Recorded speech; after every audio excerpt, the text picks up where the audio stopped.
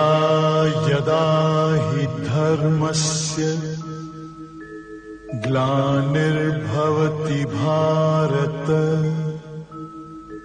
अभ्युत्थानम् अधर्मस्य तदात्मानं सृजाम्यहम् परित्राणाय साधूनां विनाशाय च दुष्कृताम्। खो न सके मुख मोरा, हम तुम्हारे इतने ऋणी हैं, हम तुम्हारे इतने कर्जदार हैं, इतने एहसान तुमने मेरे ऊपर किए हैं कि मेरा मुख तुम्हारे सामने नहीं पा रहा है, तो हमसे तुम जो मांगो तुम्हें दे दें। हनुमान ने कोई धन दौलत नहीं मांगा, हनुमान ने कोई पदार्थ नहीं मांगा। क्या बोला? हमें सिर्फ आपके चरण, सिर्फ हमें आपकी भक्ति चाहिए, कुछ नहीं चाहिए। रामचंद्र जी का जाने का प्रमाण है, सरयू नदी में गए, डूब गए, मिले नहीं। कृष्ण को बहलिया ने तीर मारा, गए, अपनी शरीर छोड़ा, आए नहीं। हनुमान कहीं नहीं है। क्या बोला? ये बोला कि जहाँ मेरी कथा, राम की कथा, जहाँ भजन कीर्तन होगा वहाँ पर तुम निवास करना। तो आप ये निश्चित जान लो, जहाँ पर भी सत्संग होता है, जहाँ पर भी भगवान का नाम लिया जाता है, वहाँ हनुमान जी किसी न किसी रूप में विराजमान रहते हैं। उन्होंने यही बार मांगा, हमें सिर्फ आपकी भक्ति चाहिए। तो बोला जहाँ मेरी कथा होगी, जहाँ मेरा नाम लिया जाएगा, वहाँ तुम बैठ। तो हनुमान जी आज भी, और इसीलिए आप देख लो, जहाँ पर पाई पैसे का लेन देन नहीं होता, जहाँ पर सच्चे मन से भगवान का नाम लिया जाता है, आप देख लीजिए, वहाँ पर वो कार्य आज नहीं 80 सालों से चल रहा है, कहीं बंद नहीं हुआ है, बढ़ा है। और इन 80 सालों में कितने लोग आए और चले गए, कितने लोग, कितने सत्संग सुनने वाले आए, चले गए, कितने सत्संग करने वाले आए, चले गए, कितने सेवाधारी आए, चले गए। जिसको जिसके भी मन में जरा सा अहंकार आया कि मैं करने वाला हूँ, तो वो लोग सब जो है वो सब चले गए। एक भी जो है वो टिके नहीं, एक भी बचे नहीं। आप देख लो, वो सब की सब चले गए। इसीलिए जीवन में कभी भूल के भी अहंकार नहीं करना। क्यों? भगवान का भोजन है अहंकार। और इसीलिए ये लाइन आती है, एक अहंकार जो निकल जाए तो सारे विकार खुद व खुद निकल जाती हैं। एक अहंकार जब निकल जाए तो सारे विकार खुद व खुद निकल जाते हैं।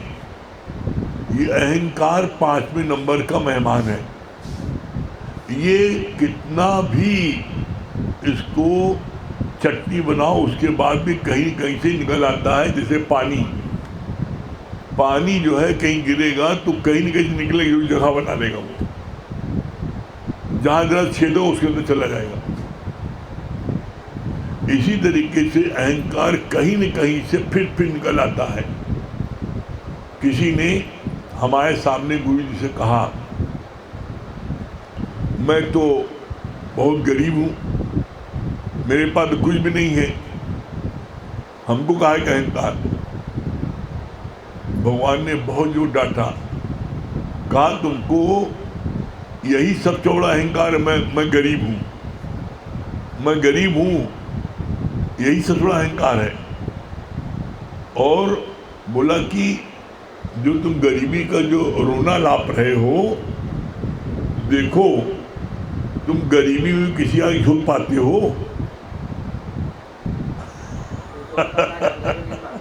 भगवान ने इतनी बढ़िया पकड़ी उसकी नब्ज, कहा तुम गरीब हो, कह रहे हो बड़ा गरीब हूँ, हमें कहा कि अहंकार, तो बोला तुम्हारे को इतना गजब का अहंकार है, बताओ कोई कितना भी रईस आ जाए तुम उसके आगे झुकते हो, तुम और अखड़ जाते हो, मैं तुमसे कम हूँ क्या है?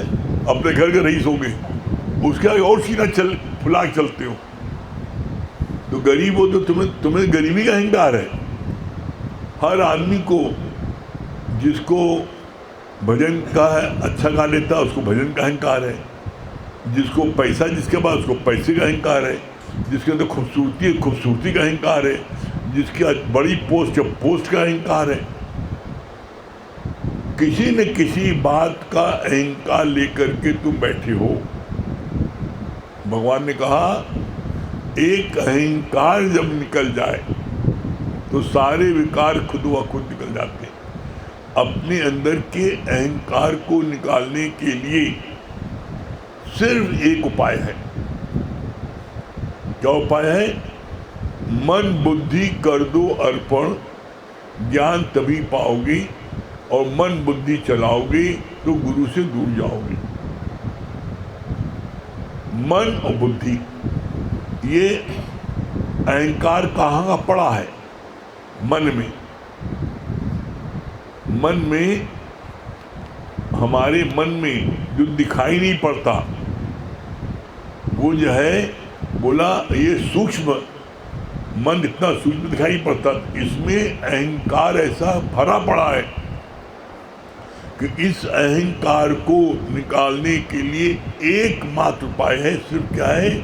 गुरु के शरण में आकर के अपनी मन और बुद्धि को हम अर्पण कर दें। क्यों? क्योंकि मन में अहंकार है और बुद्धि उछल के बोलने लगता है। तो जब हम अपनी मन और बुद्धि गुरु के आगे अर्पण कर देती हैं तो फिर मेरा अहंकार अपने आप पिघल जाता है। और ये पिघलता कब है? प्रेम में। गुरु इतना प्रेम करता है, गुरु तुमको इतना प्यार करता है दिलो जान से कि तुम्हारा जो है क्या होता है, तब तुम्हारा अहंकार उसके आगे हो जाता है। नहीं भाई, हमें जो है, हमें गुरु से अहंकार नहीं करना है। तो इसलिए इस बात को ध्यान रख लो। और फिर यहाँ बात आ जाती है, अब हम सरलता से अपने अहंकार को कैसे निकाल सकते हैं? अपनी मछानी रस याद करके। जब तक हम ये महसूस नहीं करते कि आज हमारी जो काबिलियत है, ये काबिलियत मेरी सिर्फ एक सद्गुरु के कारण है। आज सद्गुरु के कारण ये सबके लिए पूजनीय हो गए हैं। नहीं पहले कोई थूक लगा के पूछता था। तो जब हम इस बात को महसूस करते हैं कि आज जो कुछ भी प्राप्त हुआ है हमें, ये हमें गुरु की कृपा से प्राप्त हुआ है, तब हमारा जो है क्या होता है, अहंकार मिटता है। नहीं तो ये अहंकार मिट नहीं पाता। अहंकार कहीं न कहीं से फिर आ जाता है। तो इसके लिए हमने देखा गुरु के प्रेम में, बोला गुरु के प्रेम में भूले दे अध्यासा। कितना भी शरीर में आपके कष्ट हो, कितना भी आप परेशान हो, जब आप गुरु की शरण आ जाते हो, देखो आपको बड़ी परम शांति मिल जाती है। शांति क्यों मिल जाती है? शांति क्यों मिल जाती है? इसलिए मिल जाती है क्योंकि जब हम गुरु के प्रेम में हो जाते हैं तो अपने देह को भूल जाते हैं हम। और इसलिए कभी आप चेक कर लेना, सत्संग में आप आते हो गुरु के प्रेम में, तो आपको कितना भी कहीं दर्द हो, सत्संग में जितनी देर बैठे रहते हो आपको दर्द कहाँ गायब रहता है? कभी चेक कर लेना। और सत्संग के बाद आपको फिर याद आता है, अरे हमारे यहाँ दर्द है, हम ये करना है। सत्संग में जितनी देर बैठे रहते हो उतनी देर आप अपने देह से तो उपराम हो जाते हो। इसी चीज को बढ़ाते चलो, धीरे धीरे बढ़ाते चलो, तो क्या होगा? जैसे नदी के इस पार हो, तो उस पार जाने के लिए हमें ये पार ऑटोमेटिक छूट जाता है। तो देह अध्यास ऑटोमेटिक छूट जाएगा। जब हम गुरु का संग करते हैं तो हमारा देह अध्यास ऑटोमेटिक छूट जाता है। इसीलिए अभी बात चल रही थी, इस धरती पर टोटल 2.5 सुख है, और 2.5 सुख में क्या है, सिर्फ आपके एक सुख जो बोला गया है कहेगा अच्छी निद्रा में, एक सुख अच्छा स्वास्थ्य में, और आधे में सारी माया, और आधे सुख को प्राप्त करने के लिए व्यक्ति 2 सुख जो उसके हाथ में है उसको गवा देता है। कैसे? मन में विचार आता है कि जिसके पास धन बहुत है वो बड़ा सुखी है, तो अब धन अधिक इकट्ठा करने के लिए, पैदा करने के लिए व्यक्ति रात दिन मेहनत करता है, समय बेसमय सोता है, समय बेसमय जगता है, समय बेसमय खाना खाता है, अपने शरीर की क्षमता ज़्यादा कार्य करने लगता है। क्या होता है परिणाम? शरीर खराब हो जाता है। अब क्या हुआ, जो उसको अच्छी निद्रा आती थी अब शरीर खराब हो गई, निद्रा आई नहीं। तो 2 सुख था उसके पास में, खूब चैन सोता था, चैन से खाता पीता था, अच्छा स्वास्थ्य था, लेकिन एक पैसे की लालच ने उसको बना दिया। इसके लिए गुरु जी ने एक बड़ा प्यारी बात बोली है। क्या बोला? हर व्यक्ति का नजरिया अलग है। सिर्फ तुम अपना नजरिया चेंज कर लो तो तुम्हें दुनिया में कोई दुखी नहीं कर सकता। कैसे? कितना अच्छा बोला कि तुम एक मजदूर से बदतर हो। मजदूर भी जो है, जो भक्ति में रहता है वो कितना मस्त है। कैसे? बोला 3 मजदूर पत्थर कूट रहे थे और तीनों से पूछा गया, एक मजदूर पूछा गया, भैया कैसा हाल है? अपनी किस्मत फोड़ लाऊंगा का कैसा हाल है? देखने में कैसा हाल है?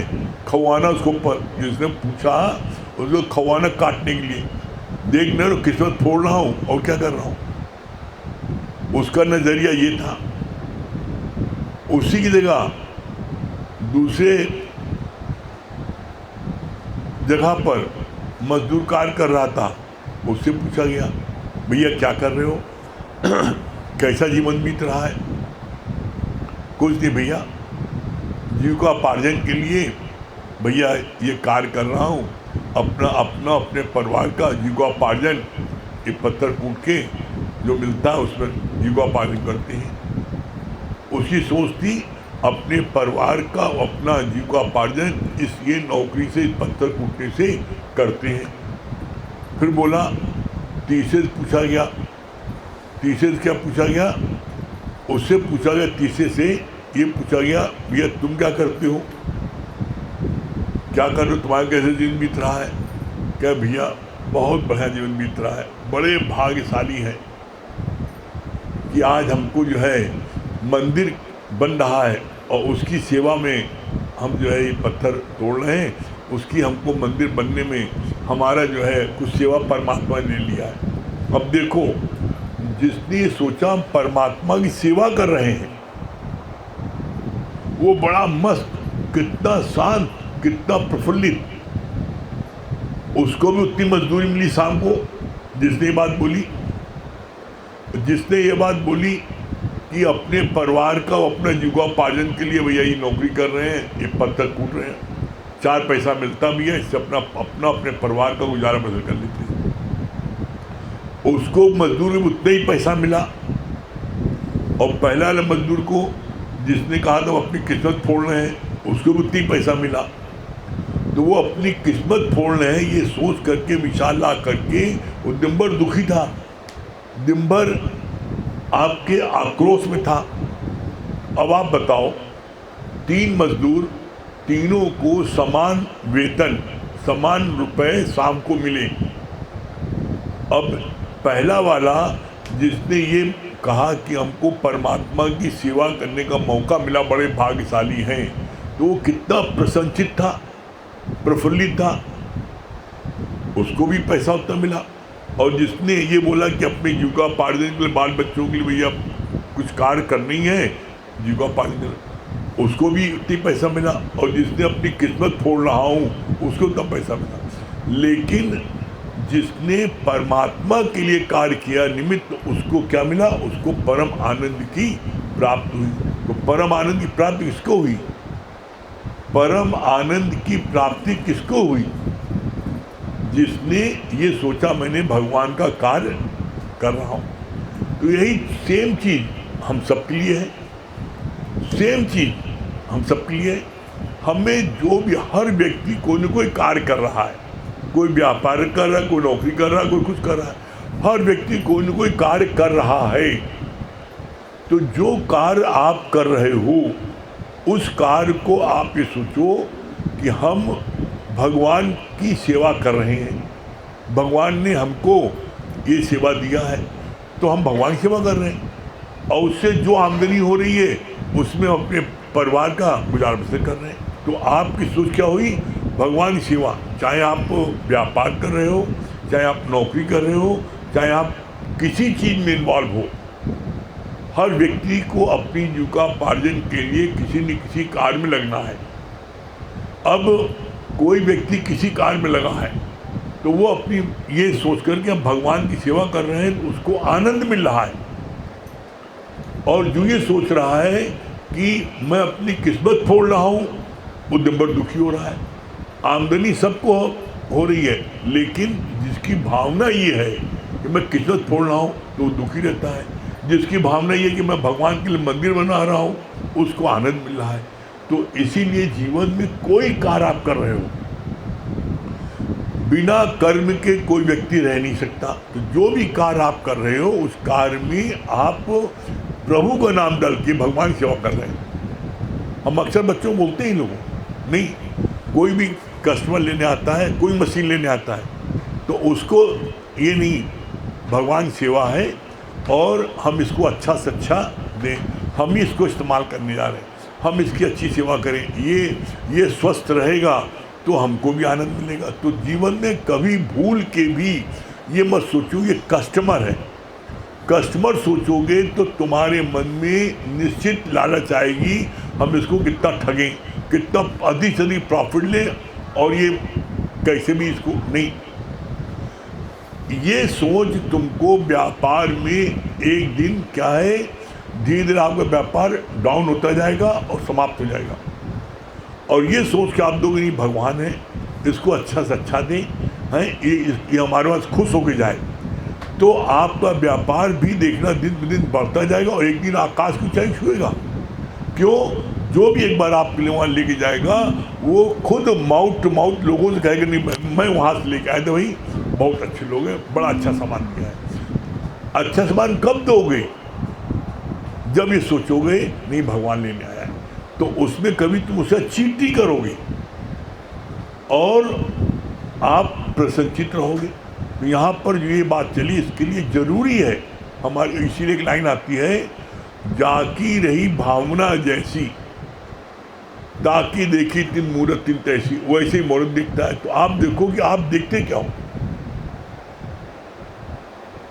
कल पढ़ा गया था और सभी लोगों का आग्रह था कि कल के पॉइंट को फिर से एक बार पढ़ दें। तो कल जो पॉइंट पढ़ा गया था, कल पढ़ा गया था पॉइंट, ज्ञान अग्नि, ज्ञान सुरमा, ज्ञान नाव, ज्ञान रोशनी, ज्ञान तलवार, ज्ञान श्रद्धा है। अब कैसे है? ज्ञान अग्नि, अग्नि क्या है? अब हर एक का कार्य क्या होता है? अग्नि का कार्य क्या है? जलाना। सोने के खोट को किसी तरह से कोई नहीं निकाल सकता।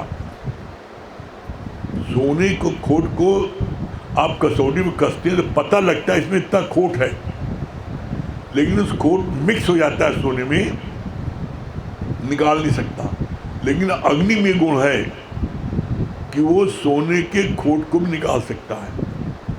तो जैसे बाहर की अग्नि सोने के खोट को निकाल सकती है और वो खोट दिखाई नहीं पड़ता, इसी तरीके से जीव के जो उसके जो विकार हैं, दोष हैं, वो भी दिखाई नहीं पड़ते।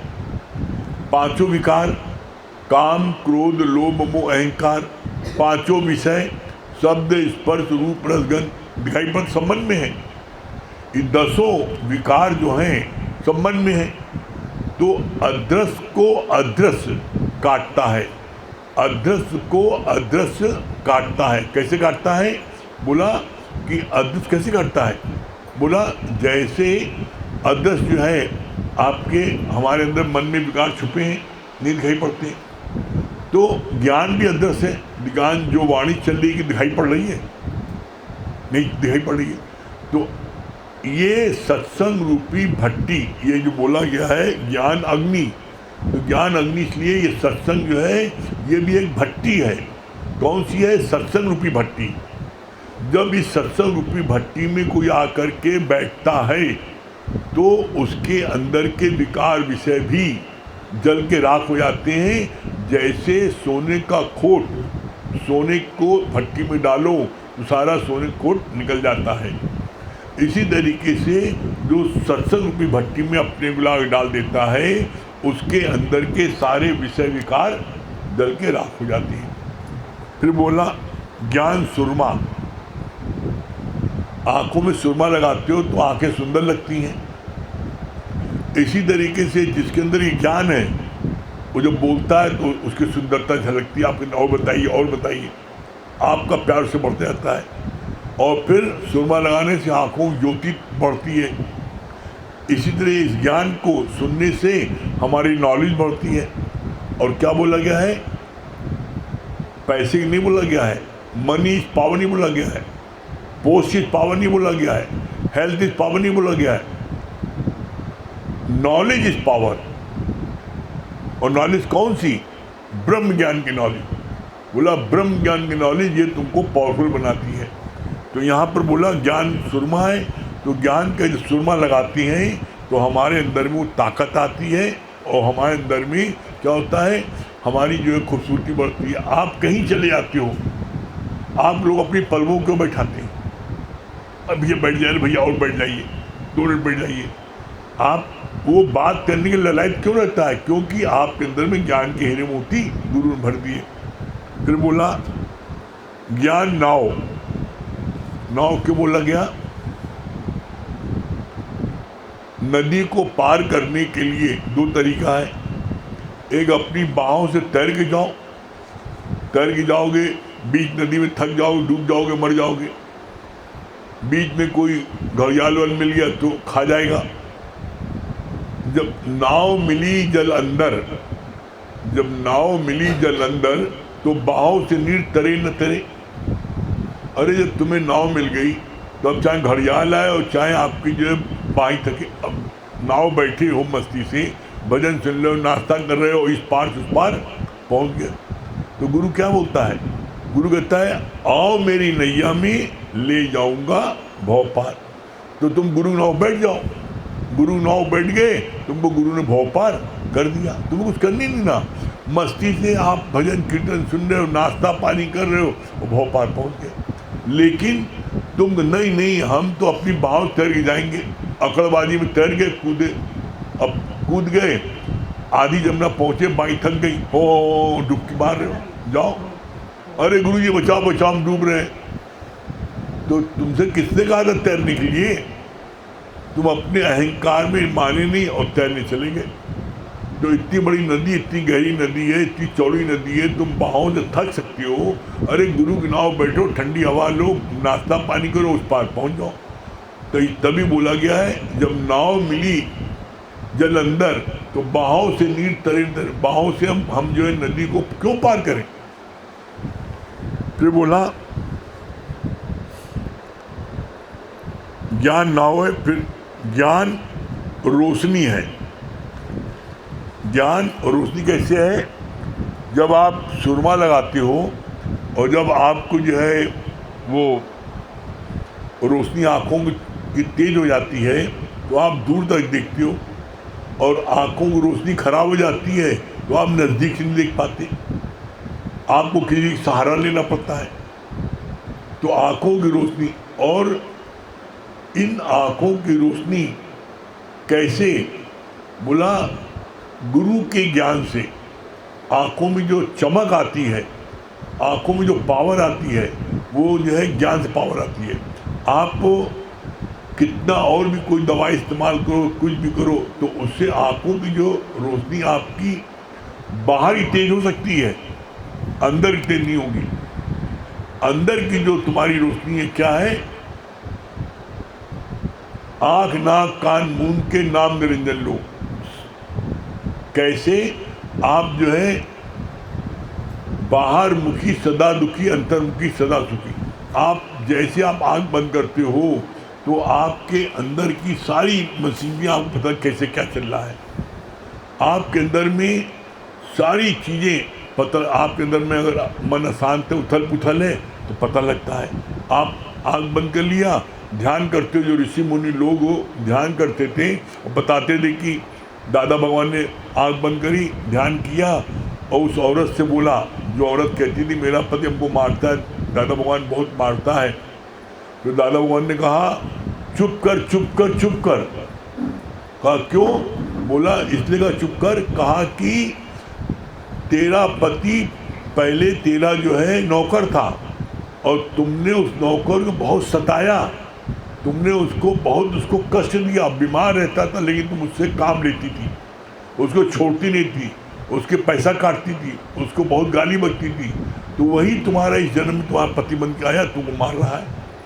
तो बोला जो तुमने कर्म किए थे उस कर्म का तुमको आज इतना नज़दीकी रिश्तेदार बन के आया, तुम्हारे उसको बदला ले रहा है। तो जो कर्म तुमने पिछले जन्म किए थे उसको भी चुका रही हो, तो अब तो कोई कर्म न करो। इसलिए आता है ज्ञान सुनने का फ़ायदा क्या है? ज्ञान सुनने का फ़ायदा ये है कि आप के ऊपर कैसी भी कोई परिस्थिति आ जाती है, कोई कैसा भी चलता है, हमें गुरु के ज्ञान से उसकी बातों का असर नहीं होता। क्यों नहीं होता? क्योंकि हम अपनी देह में है ही नहीं ना। गुरु ने कहा कि तू देह नहीं, तू आत्मा है, और आत्मा की तुलना किससे की गई है? आकाश से। बोला आकाश को क्या कोई चीज़ छू सकती है? नहीं। बोला आकाश को कोई चीज़ छू नहीं सकती, तो इसलिए तुम जो हो आकाश, तो तुम आकाश में क्यों नहीं हो जाते? देह में आओगे, देह में सारे विकार होते हैं और गुरु देह से उपराम करता है, तो देह में तुम आते क्यों हो? देह में क्यों आते हो? कोई न कोई इच्छा, कोई न कोई चाहना। इसीलिए कहा जाता है मैं ब्रह्म हूँ, मैं ब्रह्म हूँ सबसे बड़ा जाप है, और मैं जीव हूँ, मैं जीव सबसे बड़ा पाप है। तो तुम जीव बनते क्यों हो? सिर्फ एक कारण है। जीव मतलब क्या होता है? कोई बाप बन जाता है, कोई अम्मा बन जाता है, कोई भाई बन जाता है, कोई देवर बन जाता है, कोई जेठ बन जाता है, कोई न कोई रिश्ता जोड़ लेते हैं, जीव बन गए। हाय मेरा बेटा, अम्मा बन गए। हाय मेरा बेटा, पिता बन गए। तो जब तुम कुछ बनोगे तो जीव होगी, और इसीलिए गुरु का बनना ही अज्ञान मिला। कुछ भी बनोगे, अरे भाई यू आर ऑलरेडी गॉड, तुम पहले से भगवान हो, तो अब क्या बनोगे? अब जो भी बनोगे भगवान से कम बनोगे। तो कुछ इसलिए बोला बनना बनाना छोड़ दो, तुम ऑलरेडी गॉड हो। अपने को महसूस करो, मैं वो ब्रह्म हूँ, और उस ब्रह्म को जब महसूस करोगे, गॉडहुड में आओगे, तो तुम्हारे अंदर में किसी प्रकार की कोई भी चाहना उत्पन्न नहीं होगी, और चाहना उत्पन्न नहीं होगी तो तुम अभी कभी भगवान हो। कैसे? उसका प्रमाण दिया है। क्या प्रमाण दिया है? चाह चमारी चिमड़ियत नीचन से नीच, और तू तो पूर्ण ब्रह्म था। यदि चाहना होती भी, तुम पूरे ब्रह्म थे भाई, तुमने चाहना कारण तुम देश हो गए, ब्रह्म से जीव बन गए। तो बोला इसके लिए फिर आगे क्या बोला? ज्ञान तलवार है। ज्ञान तलवार क्यों है? ज्ञान तलवार है क्योंकि देखो तलवार से ही कटते हैं, तलवार से ही कटते हैं ना। तो बोला है ज्ञान तलवार है। जितने विकार हैं आप देख लो, आप आज आज आप कोई चीज भी करना चाहते हो, कोई मन इनकार आता है तो गुरु का ज्ञान आपको आगे रोक नहीं, तुरंत काटो। तो आप उसको काटते हो ना, उस चीज को तुरंत काट देते हो ना, तो आप इसके लिए जरूरी है। इसीलिए बोला ज्ञान तलवार है, कोई बात आए ज्ञान की तलवार से उसको काटो। फिर बोला ज्ञान श्रद्धा है। ज्ञान श्रद्धा कैसे है? बोला ज्ञान क्यों श्रद्धा है? कोई व्यक्ति भी किसी को ज्ञान दे नहीं सकता, गुरु भी नहीं दे सकता। तुम्हारे अगर अंदर में श्रद्धा है तो तुम्हें ज्ञान लग जाएगा, और श्रद्धा नहीं है तो ज्ञान गुरु भी नहीं दे सकता। कैसे? बोला श्रद्धावान लभते ज्ञानम अश्रद्धालु नास्यात्। श्रद्धावान लभते ज्ञानम, तुम्हारी श्रद्धा ज्ञान सुनती है।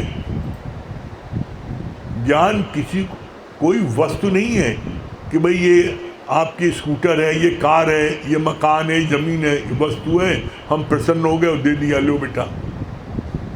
ज्ञान कोई वस्तु नहीं है, ज्ञान कोई ज्ञान देने की वस्तु नहीं है, ज्ञान जो है लेने की है। कैसे? श्रद्धावान लभते ज्ञानम, जिसके अंदर में श्रद्धा होती है उसके अंदर में ज्ञान अपने आप चला जाता है।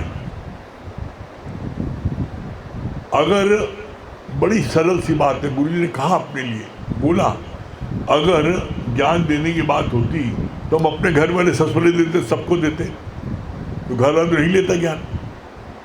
जिसके अंदर में श्रद्धा कहाँ कहाँ से ले आते हैं, कितनी दूर दूर से ले आते हैं, लेते हैं। और बोला एक बात हमेशा याद रखना, दो लोग कभी तुम्हें नहीं पहचानेंगे। कौन? बोला एक घर वाले और एक पड़ोसी, ये कभी तुम्हें नहीं पहचानेंगे, ये तुम्हारी कदर कभी नहीं करेंगे। अब देख लो, इतना बड़ा मोहल्ला, एक पड़ोसी नहीं आता।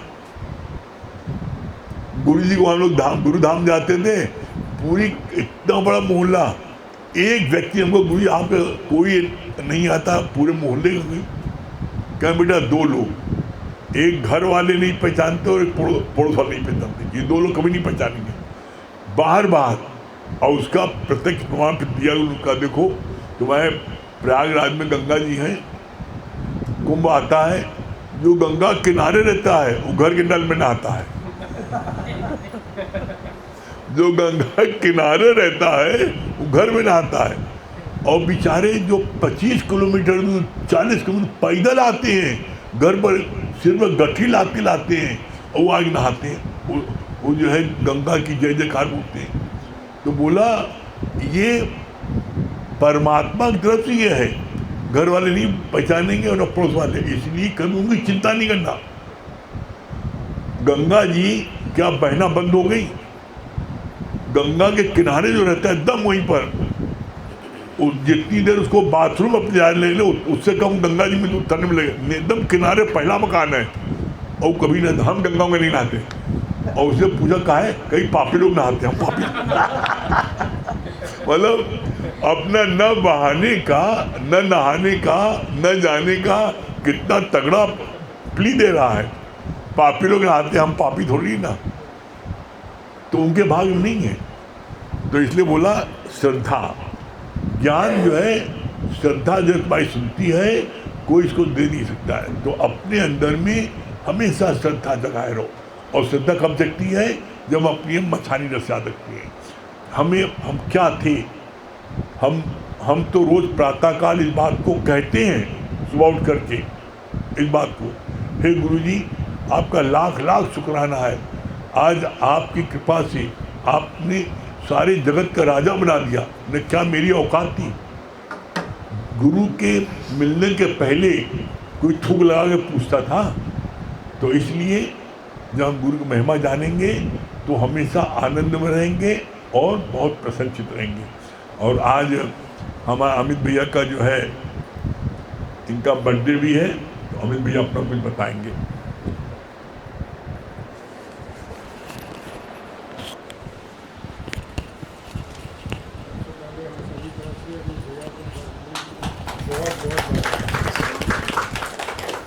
अनूप भैया आगे आ जाइए, हीरो आगे बैठता है भाई। अब पिक्चर में कुछ जान आई। पोस्टर में देखिए हीरो की फोटो बड़ी होती है।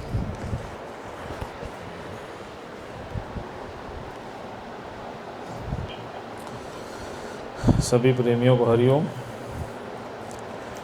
देखिए, सबसे पहले तो सभी सत्संग प्रेमियों का, अपने भाइयों का, भाभियों का और सारे ही सत्संग परिवार के लोगों का हृदय की गहराइयों से शुक्रिया अदा करना चाहता हूँ कि आज सुबह से मुझको बधाई संदेश मिल रहे हैं। और सच बात है, अभी जैसे बात चल रही थी कि मेरी ज़िंदगी में क्या था तेरे मिलन से पहले, मैं बुझा हुआ दिया था तेरे मिलन से पहले, मेरी क्या से क्या थी हस्ती तेरे मिलन से पहले। जैसे अभी बोला ना कि मछानी वाली ड्रेस हमेशा याद रखना, बिल्कुल सच बात है कि दुनिया से ठोकर खाई ना होती तो प्रभु तेरी याद आई ना होती। आज मन में यही भाव आ रहा था कि तुम जीवन में थे क्या? थे तो बिग ज़ीरो। ज़ीरो की कोई वैल्यू होती है क्या? बताओ। ज़ीरो को अगर अपनी वैल्यू बढ़ानी है तो उसे क्या करना पड़ता है? ज़ीरो के पहले एक लगाना पड़ता है, तो ज़ीरो से वो बन जाता है हीरो, 10 हो जाता है ना। अगर तुमको भी जीवन में अपनी वैल्यू बढ़ानी है तो तुम्हें क्या करना पड़ेगा? तुम सिर्फ परमात्मा को अपने आगे रख लो, तुम्हारी वैल्यू बढ़ी पड़ी है। आप देखो, एक के आगे जितने जीरो लगाते जाते हो तो तुम्हारी वैल्यू मल्टीप्लाई होती है, प्लस नहीं होती है। 10 के बाद 11 नहीं होता, 10 के बाद 100 होता है। फिर जीरो लगाओगे तो 1000 होगा, फिर जीरो लगाओगे तो 10,000 होगा। सोचो 10 टाइम्स तुम्हारी वैल्यू बढ़ जाती है। और अगर 100 जीरो भी लग गए और पीछे से एक खसक गया, तब क्या होगा? तब फिर बिग ज़ीरो हो जाओगे। अब यही चीज़ अपने जीवन में अनुभव करके देख लो। इस हाड़ मास की देह में कितनी आसक्ति भरी पड़ी है, इसमें से सिर्फ एक तुम्हारी श्वास निकल जाए, देखो फिर कौन तुम्हारे पास बैठना पसंद करता है, कौन तुमसे बोलना पसंद करता है, कौन तुमसे प्रेम करता है। भूत समझ के लोग भागते हैं, सोच के देखो। और तुम जब तक जीवन होता है तब तक तुम परमात्मा को भूल के बैठते हो। जबकि जो भी मान तुमको जीवन पर्यंत मिलता है, मिलता किसकी बदौलत है? मिलता तो उस परमेश्वर की बदौलत है। उसी की शक्ति तुम्हारे अंदर विद्यमान है जिसकी वजह से दुनिया तुमको प्रेम करती है। जिस दिन परमात्मा अपनी वो शक्ति को ले लेता है, कोई तुमसे प्रेम नहीं करता। अनुभव करके देखो, जैसे ही प्राण छूटते हैं तो यहाँ तक कि तुम्हारा नाम भी धरती से गायब हो जाता है। लोग कहते हैं मट्टी कब उठेगी, कोई नहीं कहता शुक्ला जी कब उठेंगे, श्रीवास्तव जी कब उठेंगे। सब कहते हैं भैया मट्टी कब उठेगी। आप सोचो। और फिर पुरुषों में तो धन को बढ़ाने की बड़ी आसक्ति होती है। तो आप देखो, आप कोई भी प्रॉपर्टी लेते हो तो कौन सी लेते हो? जो मल्टीप्लाई करे ना, उसी में तो पैसा लगाते हो। तो अगर तुम दुनियावी दृष्टि से भी सोच के देखो तो गुरु को आगे रखने पे, भगवान को आगे रखने पे तुम्हारी वैल्यू मल्टीप्लाई हो रही है कि नहीं हो रही? सोच के देखो। लेकिन फिर तुम्हारा अहंकार तुमको स्वीकार नहीं करने देता। और गुरु जी ने क्या बोला है? गुरु जी ने बोला है, God is a jealous lover. वो अपने सिवा किसी को बर्दाश्त नहीं करेगा। इस बात को ध्यान रखना। जैसे पति किसी और को अपनी पत्नी के जीवन में बर्दाश्त नहीं करेगा, ठीक इसी प्रकार गॉड भी ज्वेलस है। वो अपने सिवा किसी को बर्दाश्त नहीं करेगा। सुबह भी बात चली थी कि देखो, परमात्मा बिना टेस्ट के ट्रस्ट नहीं करता। तो तो टेस्ट देने से क्यों घबराते हो? टेस्ट दोगे तभी तो वैल्यू बढ़ेगी। टेस्ट ही नहीं दोगे तो कहीं क्लास बढ़ेगी क्या, बताओ? तुम घर पे पढ़ते रहो, 5 साल पढ़ लो, लेकिन एग्ज़ाम एक भी ना दो, अगली क्लास में जाओगे? नहीं जाओगे। इसीलिए भगवान के पास भी तुम्हें पहुंचना है तो परमात्मा भी तो तुम्हारा टेस्ट लेगा। उस टेस्ट को देने में क्यों घबराते हो? सोचो जरा। और फिर होशियार स्टूडेंट तो कहता है कि मेरा टेस्ट बार बार लो। क्यों? क्योंकि उसको अपने ऊपर कमांड होता है। आप सोचिए, जैसे भगवान बहुत अच्छा इस पे सिद्धांत बताते हैं। कहा कि देखो, जिस प्रकार तुम सूर्य की तरफ पीठ करके चलते हो तो परछाई तुम्हारे आगे आगे भागती है, तुम जीवन पर्यंत उसको पकड़ नहीं पाते हो। लेकिन जब तुम सूर्य की तरफ मुख करके चलते हो तो परछाई तुम्हारे पीछे पीछे आती है। भगवान ने सिद्धांत क्या बताया? वो सूर्य कौन है? वो सूर्य, वो परमात्मा है। तुम जब गुरु की तरफ मुख करके चलते हो, परमात्मा को आगे रख के चलते हो, तो माया तुम्हारी दासी हो जाती है और वो तुम्हारे पीछे पीछे आती है। और बाकी जीवन में लोगों को देख लो, सब कुछ हार के बैठे हैं। देखो, माया कमाने के चक्कर में सबसे पहले तो बाल उड़ जाते हैं। आप देखो, जिसकी खोपड़ी में जितना कम बाल है समझ लो उतना माया में गया है, पहला साइन है। आप देखो, आज मन में यही फीलिंग आ रही थी कि सच बात है कि गुरु जी की एक एक बात 1-1 लाख % ठीक है। आप समझ लीजिए, गुरु की जिस पे नज़र हो जाए बंदे से वो तो खुदा हो जाए। आपको कहाँ इतना प्यार करने वाले लोग मिलेंगे, आप बता दो जरा। ना आपको परिवार में मिलेंगे, ना आपको मित्र यार में मिलेंगे। हर जगह स्वार्थ से दोस्ती है। गुरु जी ने बोला है ना कि स्वार्थ लाग करे सब प्रीति, सुर नर मुनि सब की यही रीति। और आप उसी में आप देखते जाओ कैसे चेहरे का देखो रंग चेंज होता जाता है, पल पल में बदलता जाता है। हर पल जीवन में मायूसी होती है।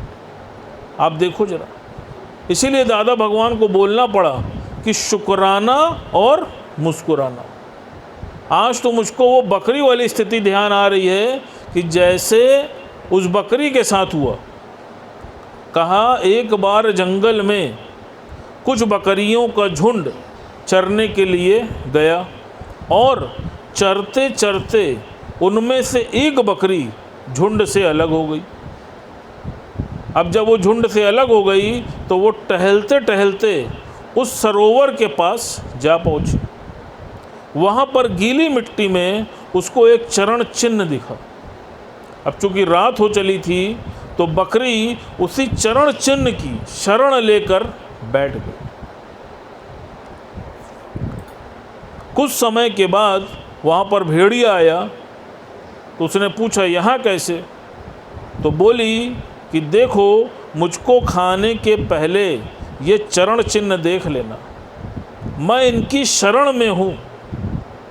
तो जब उसने देखा कि वो चरण चिन्ह तो शेर का है, तो भेड़िए ने सोचा कि अगर इसको मैंने खाया तो शेर मुझको नहीं छोड़ेगा।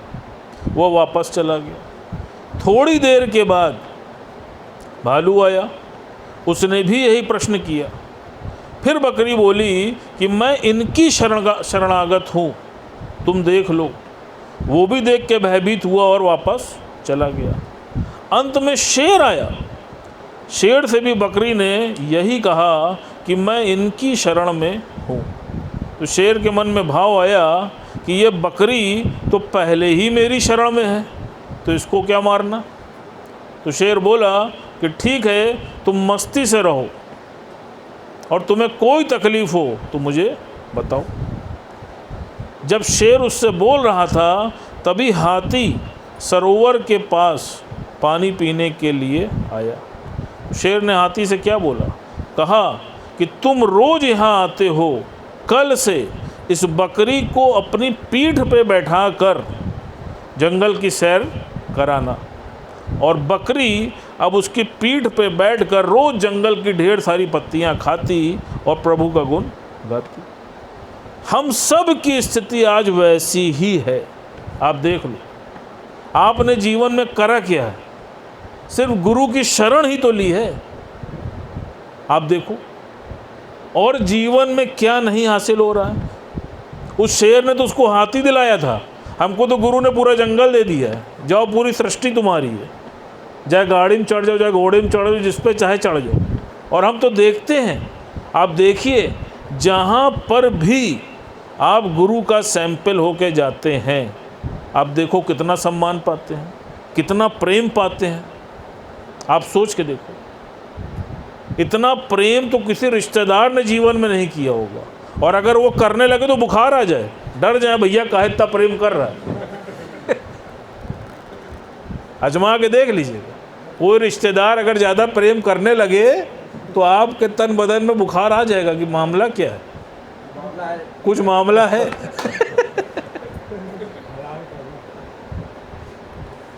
सोचिए, सिर्फ एक चीज हमको करनी है, और मैं आज महसूस कर रहा हूं कि सिर्फ गुरु की शरण आने में क्या से क्या हो गया। और ये बात का अनुभव कर रहा हूं, जैसे गुरु जी ने बोला, क्या बोला? God has plan for you. और फिर उसके बाद बोला, a golden future is awaiting for you. आप देखो, जीवन में हम सब के ये गोल्डन फ्यूचर क्यों आया? क्यों? क्योंकि आप गॉड के प्लान में चलने को तैयार हो गए। अगर आप अपने बनाए प्लान पे चल रहे होते तो सोचो कहाँ पहुँच गए होते। आप सोचो। इसलिए सबसे उत्तम भक्ति अगर कुछ है तो बस एक है, प्रभु की रजा में राजी रहे। जो तेरी इच्छा वही मेरे लिए अच्छा। और आप देख लो कैसे आप जीरो से हीरो बनोगे, आप खुद इसकी कल्पना नहीं कर सकते। और ये हम अपने जीवन में महसूस कर रहे हैं। पहले कितनी निराशा रहती थी, कितनी निगेटिव थिंकिंग रहती थी, बाद में गुस्सा आता था। आज ही एक इंसिडेंट हुआ। आज छोटा वाला भाई, वो सुबह किसी काम से गया बच्चे को दिखाने, और 12 बजे के बाद 12 से लेके 4 बजे तक उसका मोबाइल स्विच ऑफ हो गया। सब लोग कोशिश कर रहे हैं कांटेक्ट करने की, लेकिन कोई कांटेक्ट नहीं हो पा रहा है। हड़कंप मच गया। सब लोग निकल गए, कोई पूरब जा रहा है, कोई पश्चिम जा रहा है, देखो क्या मामला है। कोई पुलिस लाइन जा रहा है, कोई थाना जा रहा है, भैया देखो क्या हुआ, एक्सीडेंट तो नहीं हुआ, कुछ हुआ क्या। मजमा लग गया। पता चला मुझको, हमने सबसे पहली चीज बोली, मैंने कहा तुम गलत संकल्प क्यों करते हो, तुम शुभ संकल्प करो। तुम क्यों गलत सोच रहे हो, तुम तो सही सोचो। कोई बात नहीं, सब ठीक हो जाएगा, परेशान मत हो सकता है बैटरी डिस्चार्ज हुई, कोई बात नहीं। और विश्वास मानिए, जैसे परीक्षा की बात हो रही है, उस पल कई भाई तो रोने लगे, भयभीत होने लगे, लेकिन कैसे गुरु ने हाथ थाम लिया, एक पल के लिए भी मन में गलत नेगेटिव थॉट नहीं आया। और 15 मिनट के बाद ही भाई आ गए। हमने कहा देखा। अब आप देखो, उस 15 मिनट तक स्थिति पैनिक थी, लेकिन 15 मिनट के बाद जो आनंद, जो शांति, जो पावर मुझे महसूस हुई, वो सिर्फ मैं जानता हूँ। क्यों? क्योंकि उस समय वो परीक्षा की घड़ी थी, भगवान के द्वारा रची हुई एक परीक्षा सामने आई थी। लेकिन 15 मिनट के बाद जब वो आया तो सबने कहा देखो भैया ठीक कह रहे। इसी तरह रोज छोटी छोटी परीक्षाएं हम सबके जीवन में आएंगी, लेकिन घबराना नहीं है। इसी के लिए तो रोज तैयारी कर रहे हैं। और किसके लिए तैयारी कर रहे हैं आप बताओ मुझे। और जब वो परीक्षा आपकी हो जाती है, तब आप देखो रिजल्ट आने के बाद कितनी हिम्मत आती है, अंदर महसूस करो। तो इसलिए आप हमेशा ध्यान रखना कि एक golden future is awaiting for you.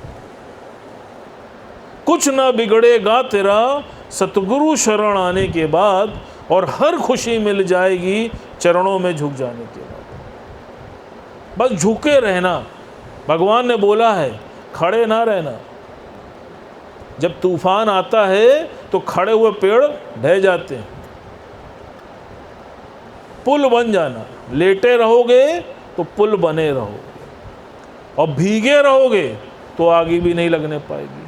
तो इसलिए भगवान ने बोला कहा शुक्राना और मुस्कुराना। जो शुक्राने में डूबा है, आप ध्यान रखना कि सारे देवता उसकी रक्षा के लिए तत्पर हैं। भगवान ने बोला कहा शाह से शंकर भगवान तुम्हारी रक्षा के लिए बैठे हैं। का से कृष्ण भगवान, रा से राम, और ना से नानक। जब ये चारों भगवान तुम्हारी रक्षा के लिए बैठे हैं और ये तुमसे प्रसन्न हैं, तो ये तुमको क्या देते हैं? सोचो, शाह से शक्ति प्रदान करते हैं, का से करुणा प्रदान करते हैं, रा से रोशनी प्रदान करते हैं, और ना से नम्रता प्रदान करते हैं। आप सोचो, अर्जुन की रक्षा के लिए सिर्फ भगवान कृष्ण ही तो खड़े थे, और तुम्हारी रक्षा के लिए तो सारे भगवान खड़े हैं। सिर्फ शुक्राने में रहने की देर है। तो अब क्यों नहीं शुक्राने में रह पाते हो? बताओ, क्यों शिकवा और शिकायत में रहते हो? तुम्हारा विश्वास कमजोर है। बस जिसका विश्वास अटूट है, आप देख लो, उसको कोई परिस्थिति हिला नहीं सकती। जब जीवन में परीक्षा आए, अपने मन को थोड़ देना कि ये मुझको उठाने के लिए आई, और आप देख लेना कि वाकई मंजिल प्राप्त होगी। बाकी घड़ी समय दिखा रही है। हरिओम।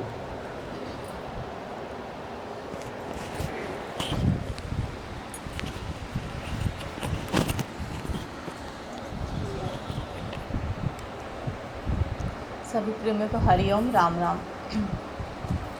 मन में बसा कर तेरी मूर्ति उतारूं मैं गुरुवर तेरी आरती।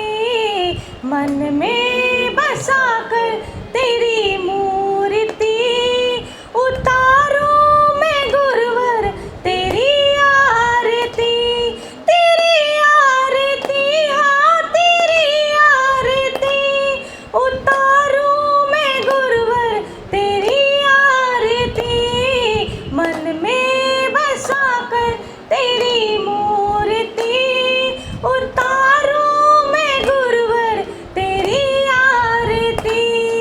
करुणा करो, कष्ट हरो, ज्ञान दो भगवन, भव में फंसी नाव मेरी तार दो भगवन।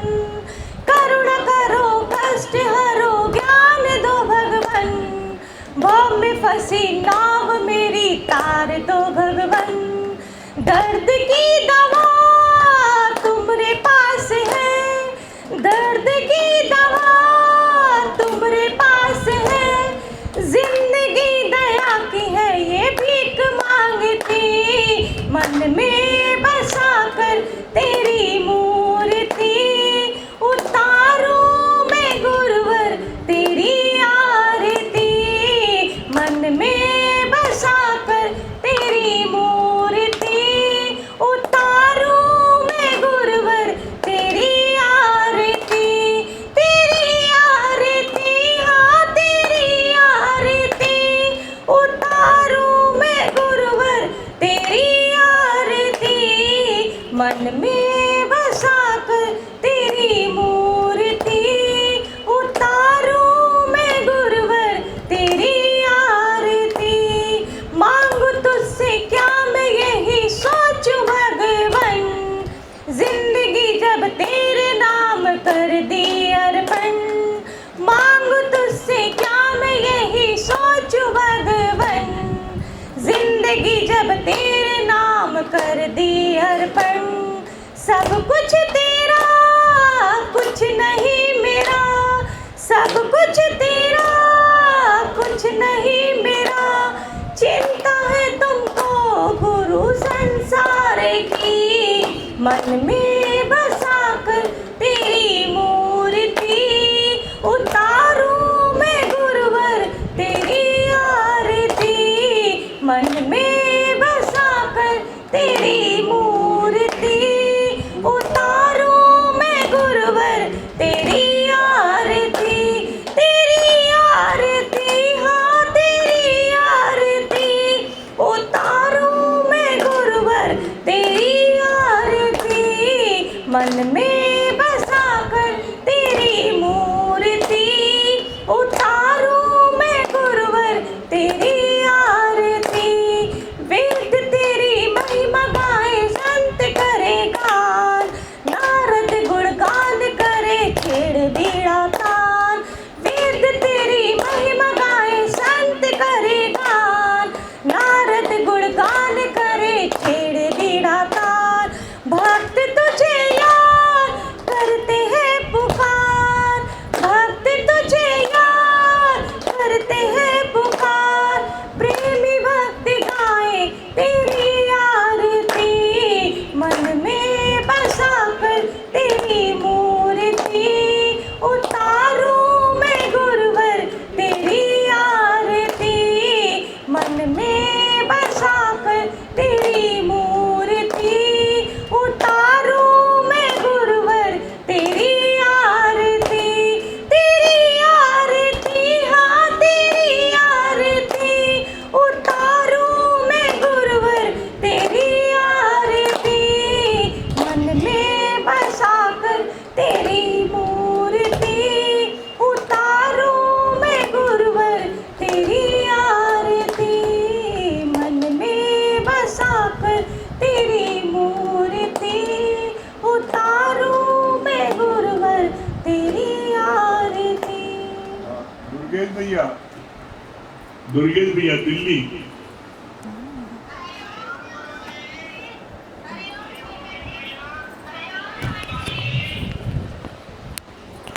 हाँ क्या बता रहे दुर्गेश भैया?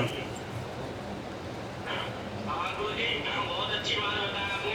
कैसे आज आपने चिमटी से पकड़ लिया।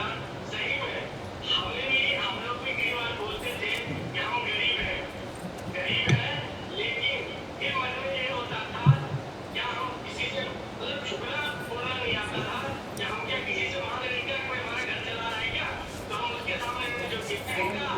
तो आज कैसे बोले आपने इस चिमटी से पकड़ लिया मेरे इस अहंकार को। और बिल्कुल हमारा ये होता है सही बात है कि हम भी कितना अहंकारी थे कि हमेशा मतलब ये बहुत होता था गरीबी है लेकिन किसी के सामने हाथ तो नहीं फैला रहे, किसी से मांग तो नहीं रहे। ये अहंकार थी गुरु जी। आज आपने इस वाणी को बोल के मेरे अंदर के अहंकार को आपने दूर कर दिया। हाँ क्या बोलनी पूजा जी?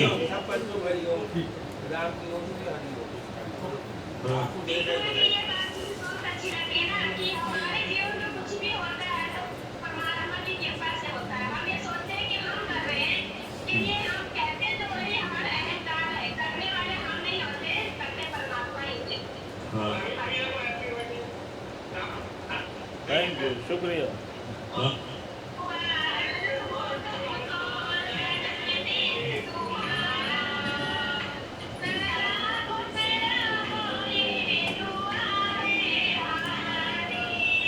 हाँ आरती मंडल, आरती मंडल, हरि आरती मंडल।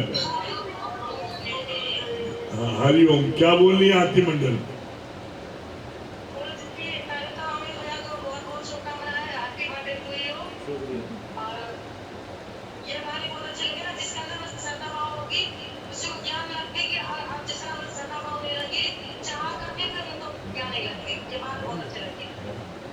हाँ दारा भैया, Dara Singh, Hariom, happy birthday, thank you. हाँ दारा सिंह,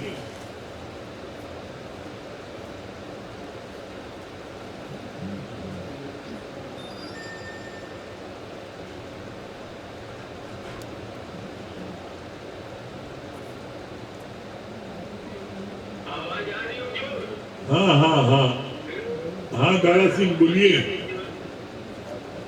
इतना सुंदर वर्णन किया आपने, सुखराना मुस्कुराना। यदि आप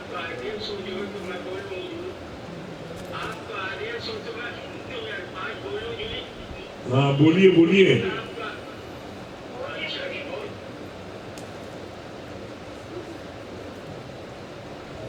आवाज नहीं आ रही आपकी।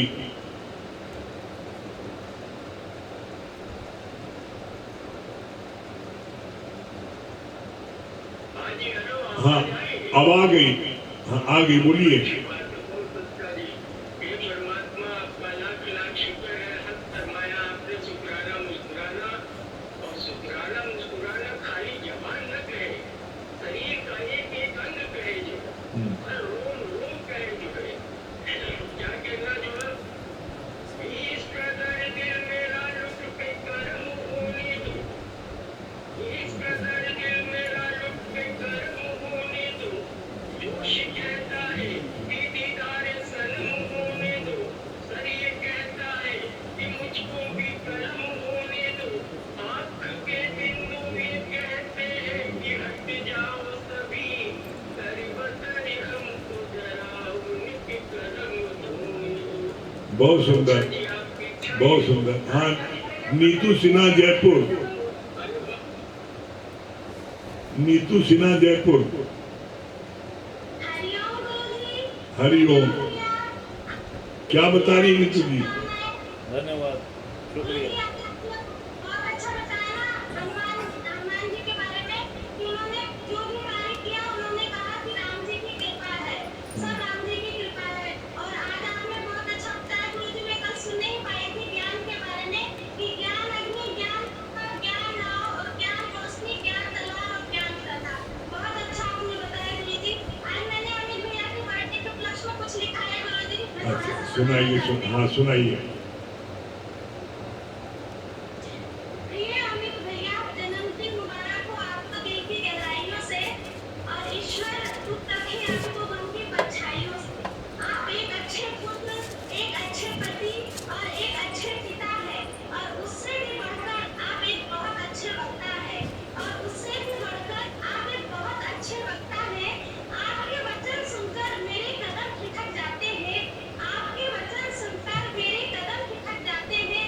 सच में भैया आपके एक एक वचन दिल में उतर जाते हैं, आपके एक एक वचन दिल में उतर जाते हैं। बहुत बढ़िया। आपके वचन सुनकर हम सबका जीवन बदलेगा, आपके वचन सुनकर हम सबका जीवन बदलेगा। और एक दिन देखना इस ज्ञान का परचम पूरे हिंदुस्तान में लहरेगा। इस ज्ञान आपको गम क्या छुएगा? आप तो खुद परमपिता परमेश्वर के प्यार की छांव में रखते हैं। आपको गम क्या छुएगा? आप तो खुद परमपिता परमेश्वर के प्यार की छांव में रहते हैं। और एक बार हम सबसे कहते हैं कि और एक बार अंत में हम सब मिलकर आपको कहते हैं happy birthday, happy birthday, happy birthday. बहुत सुंदर। हाँ रश्मि जी दिल्ली।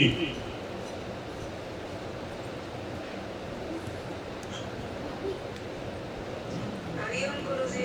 हरिओम। क्या बोली रश्मि जी? हैप्पी बर्थडे भैया।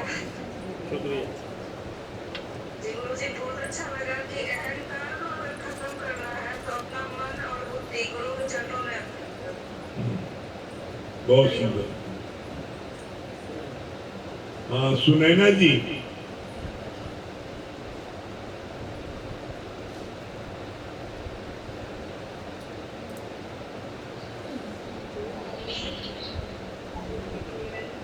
हाँ क्या बता रही सुनैना जी?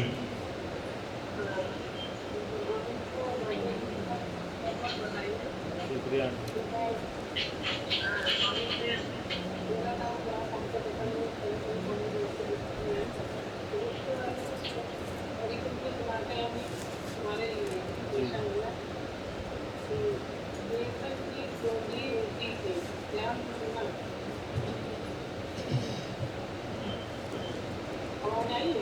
हाँ हाँ सुनाइए।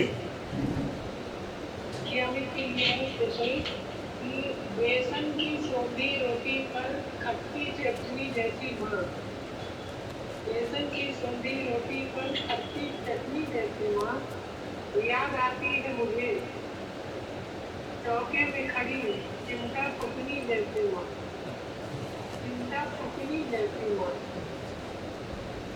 छोटी सी खाट पे लेटी, भरी दुपहरी छोटी सी खाट पे लेटी, हर आहट पे काम भरे, मेरी प्यारी प्यारी माँ। भरी दुपहरी छोटी सी खाट पे लेटी, हर आहट पे काम भरे, मेरी प्यारी प्यारी माँ। पत्नी बेटी बहन पड़ोसन थोड़ी थोड़ी सी सब में दिन भर एक रस्सी के ऊपर चलती नटनी जैसी जलती माँ। पत्नी बेटी बहन पड़ोसन थोड़ी थोड़ी सब में दिन भर एक रस्सी के ऊपर चलती नटनी जैसी चलती। और आखिर में है कि ढक के अपना चेहरा जाने कहाँ गई हो, ढक के अपना चेहरा जाने कहाँ गई हो, घर से पुराने अनुभव हो, लड़की जैसी रहती हो, मेरी लड़की जैसी रहती है। बहुत बढ़िया। वंदना जी, बहुत शुक्रिया। हरिओम। हाँ, वंदना जी,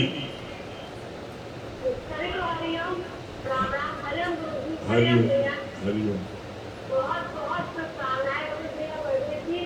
और हम सब ये दुआ है कि आप गुरु जी का के मार्गदर्शन से चले और हमारे आप कमिंग गुरु जी बने। हम सबकी एक इच्छा है, बहुत बहुत इसको आप आगे बढ़ाएं। बहुत दिन से सबकी इच्छा है कि चीज खत्म नहीं होनी चाहिए। गुरु जी जो सबको तैयार कर रहे हैं उसको डायरेक्शन से आपको ही लाना है। तो ये बहुत बड़ी जिम्मेदारी आज हम लोग आपको सौंपते हैं, इससे आपको ये सब आगे बढ़ाना पड़ेगा। और बहुत अच्छा पॉइंट लगे कि मजदूर वाला दस्ता बताया ना गुरु जी ने कि मजदूरी तो तीनों मजदूर कर रहे थे, लेकिन तीनों के भाव और इंटेंशन से फर्क था। अगर हमारा भाव और इंटेंशन अच्छा हो जाता है तो वो काम हम सहज रूप से कर पाते हैं और खुशी से कर पाते हैं और इसका रिजल्ट भी अच्छा होता है और हमें आनंद प्रदान देता है। हाँ, रजत जी जयपुर, रजत श्रीवास्तव जी,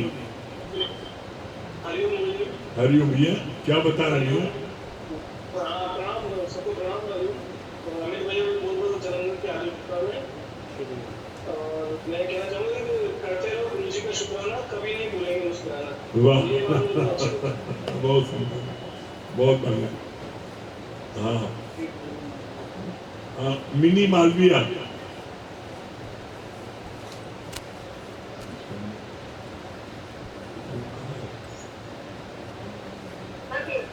हाँ मिनी मालविया, जी भैया। हाँ भैया आवाज आ रही है? आ रही है। भैया आपके जन्मदिन की बहुत बहुत बधाई। बहुत अच्छा लग रहा है देख के आपको। शुक्रिया शुक्रिया। भगवान आपको आप इसी तरह हम लोगों को खुश करिए, हम लोग आपको खुश करें। आपको बहुत बहुत बधाई भैया। आपकी बातें बहुत अच्छी लगी कि आपने ये कहा कि पुराने में जुड़ते रहिए तो सारे सीखेंगे। सच में अगर हम लोग अपने गुरु को सब कुछ सौंप देते हैं, जो कार्य होगा मेरा गुरु जो चाहेगा वही करेगा। सच में भैया गुरु के भाव देते हैं तो सच में मेरा काम कितना अच्छा हो जाता है कि हम क्या कहें। हम तो अपने गुरु को ही मानते हैं भैया, जो गुरु कहेंगे हम वही करेंगे। हमारा बस यही है। चलिए, बहुत सुंदर, बहुत सुंदर। हाँ, अर्चना जी,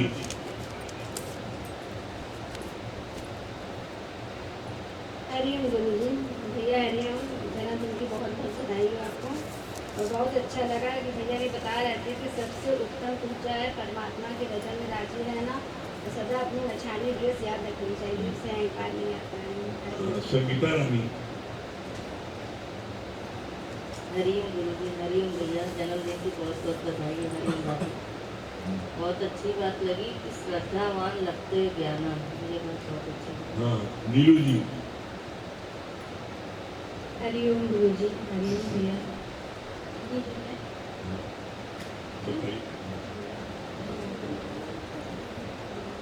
सच में बहुत अच्छा लगा। भैया को जन्मदिन की बहुत बहुत बधाई हो। और सच में आज हनुमान